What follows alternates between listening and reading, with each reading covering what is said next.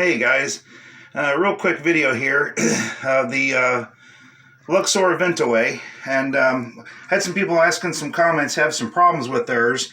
They're not holding water. They're internally leaking. Now this one here is the one I have we're using in the kids' bathroom, and it's in use. However, I have the Ventaway mechanism disabled. Now what I've done a little step further with this one. I left the part in here, and this one. The blue one is in my shed, and it's buried right now, so I figured I'd just do a video of this one. I flushed it, drained the water, give you a quick idea of what to do. So, on this one, you saw my first video of this toilet. The Ventaway mechanism was really loose down here where it goes into the bottom of the tank there.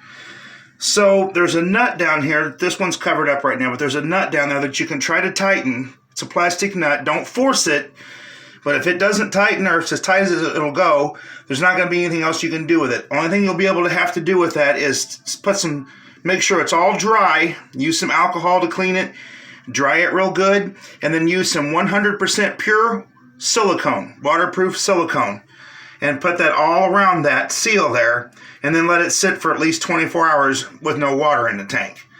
Okay, so it can stay dry. And now I did a step further with this one. I took the 4 screws out of this, and I put silicone down inside this little tube here to block it, so I was able to take the copper tube off since I got rid of the original fill valve. You don't have to do all that. You can also take this whole mechanism out. There's a little elbow right here that it slips down into. You take these 4 screws out, this will pop off, and then you just loosen that nut, or if it's already loose, you can pull this out of the bottom of the tank, and you can go to a hardware store, whatever, and get you a little bathtub plug, a little round plug about maybe one size bigger than the hole, shove it in there, and then silicone it real good with 100% pure silicone. And that will seal it up, and you can get rid of this mechanism completely. Another thing that can cause that problem, of course I went with a regular standard 1B1 fill valve. You don't have to have the original fill valve. I left this mechanism in here, the backflow preventer, so that the flush handle will still work. You have to have it for your paddle, for your actuator. Now, so another thing that can cause this Ventaway toilet especially to leak internally, or a lot of these low boys, is your seat disc here. I don't know why the light's not working on my camera. That's not good. Oh well, anyway, hopefully you can see it. But your rubber disc here, right here. If anybody can see that, and probably not, because this is not wanting to work, but right here, this is your rubber flapper, but it's not really, it's a flapper they call them, but it's a seat disc. You can replace that.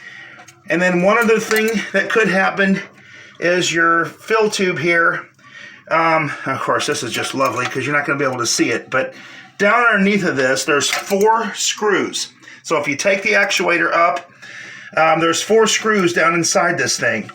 And there's a gasket on the bottom of this flush valve assembly, and that gasket can get loose. And there's 4 screws that you can tighten inside the bottom of that and draw it up a little tighter. If it tightens, that usually stops it. Those seals usually last a very long time, but in some cases that seal could be rotten, and you may have to replace this mechanism. You can still buy them online.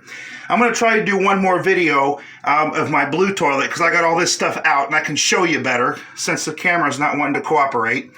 But this maybe give you some ideas of things to look for. And one of these toilets can leak internally and you'll never know it. You'll just have an expensive water bill. So check those things. I'll hopefully get another video in a couple days of the blue one, and I'll explain it a little bit more.